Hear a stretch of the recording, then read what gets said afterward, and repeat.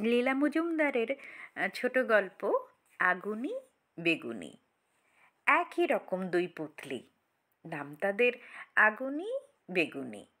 একই রকম, তবু তফাৎ অনেক।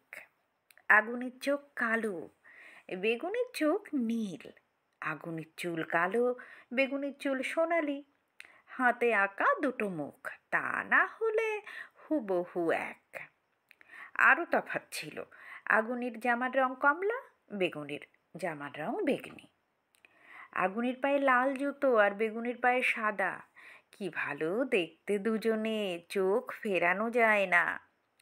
দুজনকে সমান ভালোবাসে পুঁটি, সমান চুমু খায়, সমান কোলে নিয়ে নীল চামচে করে ওষুধ খাওয়াই, সমান দোল দিয়ে ঘুম পাড়ায়। তবু রোজ মাকে বলে পুঁটি, ওই দেখো মা, আবার ঝগড়া করছে। মা বলেন, কেন রে, কি নিয়ে ঝগড়া? পুঁটি চোখ গোল গোল করে বলে, ও মা, তাও জানো না? বেগুনি খালি বলে আগুনির আমটা বড়, আমারটা ছোট। আর আগুনি বলে বেগুনির বালিশটা বেশি নরম।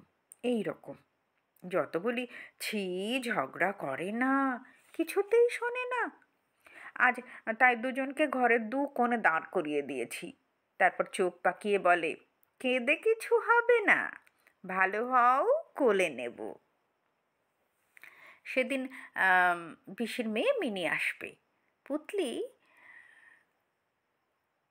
ওই পুতলি দুটোকে পুটি আলমারির মাথায় তুলে দিল। মিনি বড় ছোট যদি খারাপ করে দেয়।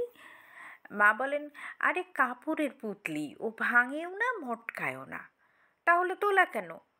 যদি লেবুর রস লাগাই? না মা, আমার পুতলি, ওকে দেব না আমি। বিকেলে মিনিরা বাড়ি চলে গেল।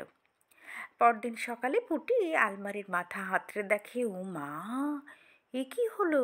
না আগুনি না বেগুনি, কেউ কি বেরোলো? কোথায় গেল, কোথায় গেল? তবে কি ইঁদুরে খেলো? খোঁজ খোঁজ সব জায়গায়, আলমারির পেছনে, খাটের তলায়।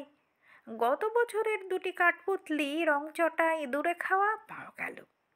তার আগের দুটি কাঁচপুতলি ফাটা ফোটা, চোখ ওঠা, কেউ পোছে না, কেউ খোঁজে না, সব বেরোলো।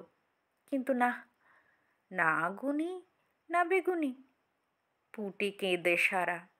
মা বললেন, এ কেমন ধারা, কোথায় পাবে ও দুটি? অনেক দেখে শুনে বুঝতে পারল, আগুনি বেগুনি চলে গেছে মিনিদের বাড়ি, ঝুড়িতে ঢুকে তাড়াতাড়ি। তখন উঠে মুখ ধুয়ে পিসির বাড়ি গিয়ে দেখে পুটি আগুনি বেগুনি পিসির হাতে সেলাই করা নতুন নীল গোলাপি জামা পরে সোনালি বাক্সে কাঁচা কাপড় নিয়ে পুটি কখন আসবে বলে বসে আছে। আর মিনি তার নতুন ডল বের করে পুটির কোলে দিল। এত ভালো! পুটির মুখে হাসি, চোখে জল। আগুনি বেগুনিকে ডেকে বললে, মিনির মতো ভালো হবে, সব জিনিস সব্বাইকে দেবে, আর বাড়িতে কেউ এলে আলমারি চড়ে বসবে না। কি ভালো সাইকোলজিক্যাল গল্প, তাই না? ছোটরা বোঝে নিজেদের সমস্যাগুলো, নিজেদের সংকীর্ণতা বলবো না, নিজেদের মানে সীমাবদ্ধতা পার হতে চাই, কিন্তু ছোট বলে পারে না।